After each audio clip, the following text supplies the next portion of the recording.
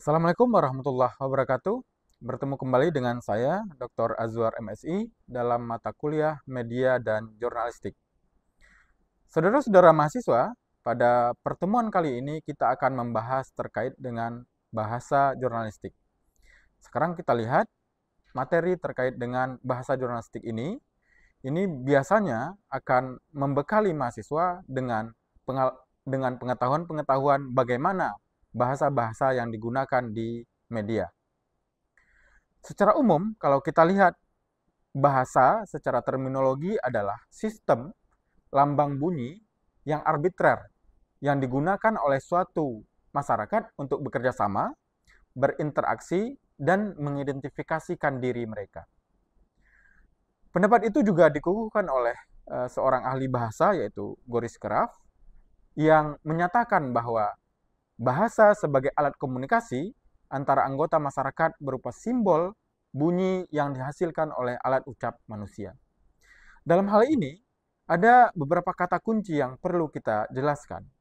Yang pertama, yaitu bahasa merupakan sistem lambang bunyi yang arbitrer.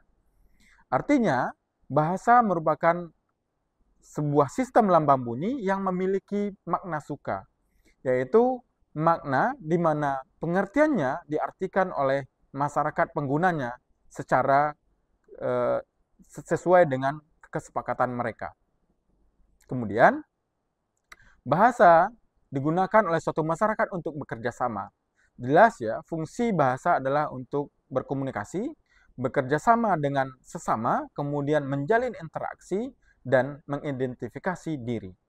Mengidentifikasi diri maksudnya adalah bahasa itu bisa digunakan oleh sekelompok masyarakat yang mana mereka bisa menunjukkan bahwa mereka adalah sebuah bangsa dari daerah tertentu itu berdasarkan bahasanya. Nah, khusus terkait dengan bahasa jurnalistik, kita lihat pada slide selanjutnya. Nah, bahasa jurnalistik adalah salah satu ragam bahasa yang memiliki sifat-sifat khusus. Apa sifat-sifat khusus bahasa jurnalistik ini? Yaitu bahasanya singkat, bahasanya tidak panjang, tidak bertele-tele. Kemudian selain itu bahasanya padat, kemudian sederhana, lancar, jelas, lugas, dan tentu saja adalah bahasa yang menarik. Bahasa jurnalistik harus didasarkan pada bahasa baku, tidak dapat menganggap sepi kaidah-kaidah ketatabahasaan. Artinya, walaupun bahasa jurnalistik adalah bahasa-bahasa khusus untuk media, tidak berarti bahasa jurnalistik itu tidak mengindahkan kaidah-kaidah kebahasaan. Tetap saja, bahasa jurnalistik itu harus memahami bagaimana penempatan titik, koma, dan seterusnya, ataupun bagaimana dalam menyusun paragraf, menyusun kalimat, dan seterusnya. Bahasa jurnalistik harus memperhatikan ejaan yang benar. Walaupun bahasa jurnalistik adalah bahasa yang digunakan di media, bukan berarti bahasa jurnalistik itu melawan kehendak-kehendak ejaan yang sudah disepakati. Bahasa jurnalistik adalah bahasa komunikasi, yaitu komunikasi massa yang seperti tertulis dalam harian-harian dan majalah-majalah yang khalayak bisa saksikan bersama. Selanjutnya, hal penting juga terkait dengan bahasa jurnalistik. Bahasa jurnalistik haruslah jelas dan mudah dibaca oleh mereka dengan ukuran intelektual yang minimal. Artinya, bahasa jurnalistik bukanlah bahasa yang tinggi, yang eksklusif, yang hanya dikuasai oleh sebagian kelompok masyarakat. Justru seharusnya bahasa jurnalistik ini adalah bahasa yang universal ketika orang membaca, semua masyarakat bisa memahami apa yang dimaksudkan oleh penyampai pesan. Kemudian kita lanjutkan.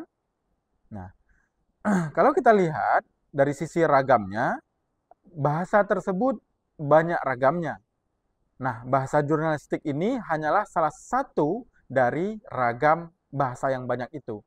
Di antara ragam bahasa itu adalah ragam bahasa undang-undang. Ragam bahasa undang-undang kalau kita perhatikan ada bahasa-bahasa yang seolah-olah mengingkari kaidah-kaidah bahasa umum. Tapi karena dia adalah bahasa undang-undang ya seperti itulah adanya yang harus dipahami sebagai sebuah ragam bahasa yang diakui. Yang kedua, ada ragam bahasa ilmiah. Ragam bahasa ilmiah tentu saja haruslah menggunakan bahasa-bahasa yang baik dan benar sesuai dengan kaidah-kaidah kebahasaan. Kemudian ada ragam sastra yang kita sudah pahami secara bersama bahwa ragam sastra ini itu menggunakan bahasa-bahasa sastrawi yang tentu saja berbeda dengan ragam-ragam bahasa ilmiah, berbeda dengan ragam bahasa undang-undang, dan juga berbeda dengan ragam bahasa jurnalistik. Nah, yang selanjutnya ini yaitu ragam bahasa jurnalistik. Ini beberapa ragam bahasa yang saya sampaikan. Tentu saja ada ragam-ragam bahasa lain berdasarkan penggolongannya. Nah, terkait dengan bahasa jurnalistik, tadi sudah dijelaskan di awal bahwa ini adalah ragam bahasa khusus untuk yang digunakan di media massa. Ataupun sekarang juga bisa digunakan di media-media yang berbasis pada internet dan juga media-media warga lainnya. Kita lanjutkan. Nah, fungsi bahasa secara umum yaitu adalah alat untuk menyatakan ekspresi diri, kemudian alat komunikasi, alat mengadakan integrasi dan adaptasi sosial, dan juga alat mengadakan kontrol sosial. Nah, kita berharap bahasa-bahasa yang digunakan dalam bahasa jurnalistik tentu saja memenuhi hal-hal yang disebutkan tadi, yaitu bahasa jurnalistik itu juga adalah bagian dalam upaya untuk mengekspresikan diri seorang jurnalis. Kemudian bahasa jurnalistik jelas saja dia adalah alat komunikasi, penyampaian pesan ya dari komunikator kepada penerima pesan. Kemudian bahasa jurnalistik adalah alat untuk melakukan integrasi dan adaptasi sosial.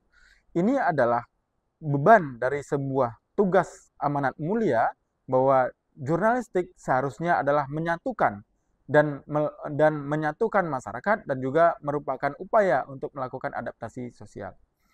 Kita tidak menghendaki sebaliknya bahasa-bahasa yang provokatif, bahasa-bahasa yang memecah belah masyarakat. Kemudian selanjutnya, bahasa jurnalistik adalah bahasa yang bisa melakukan kontrol sosial. Artinya apa? Melalui media, masyarakat itu bisa dikontrol untuk melakukan hal-hal yang baik, tidak melakukan hal-hal yang merugikan bangsa dan negara. Kita lanjutkan. Nah, ini pedoman pemakaian bahasa jurnalistik ya. Ada 10 pedoman pemakaian bahasa dalam dunia jurnalistik. Yang pertama, tentu saja melaksanakan ejaan yang disempurnakan ya. Kalau kemarin juga ada mematuhi PUEBI, pedoman umum ejaan bahasa Indonesia. Apapun namanya, yang paling penting adalah dia harus berpedoman pada ejaan yang diakui oleh negara. Kemudian, pedoman selanjutnya tidak terlalu banyak membuat singkatan. Jadi, kalaupun harus disingkat, itu adalah untuk hal-hal tertentu saja. Karena apa? Karena pada dasarnya, bahasa jurnalistik itu harus menyampaikan secara utuh informasi, tidak sepotong-sepotong. Kemudian, menuliskan kalimat yang pendek, tidak menggunakan kalimat-kalimat yang panjang. Agar apa? Ini berhubungan dengan apa yang disampaikan pada sebelumnya, bahwa bahasa jurnalistik itu diperuntukkan kepada semua lapisan masyarakat, tidak hanya untuk lapisan masyarakat tertentu. Kemudian, bahasa jurnalistik adalah juga jauh dari ungkapan-ungkapan yang klise. Nah, selanjutnya, bahasa jurnalistik menghilangkan kata-kata yang mubazir. Artinya apa? Bahasa jurnalistik itu efektif dan efisien.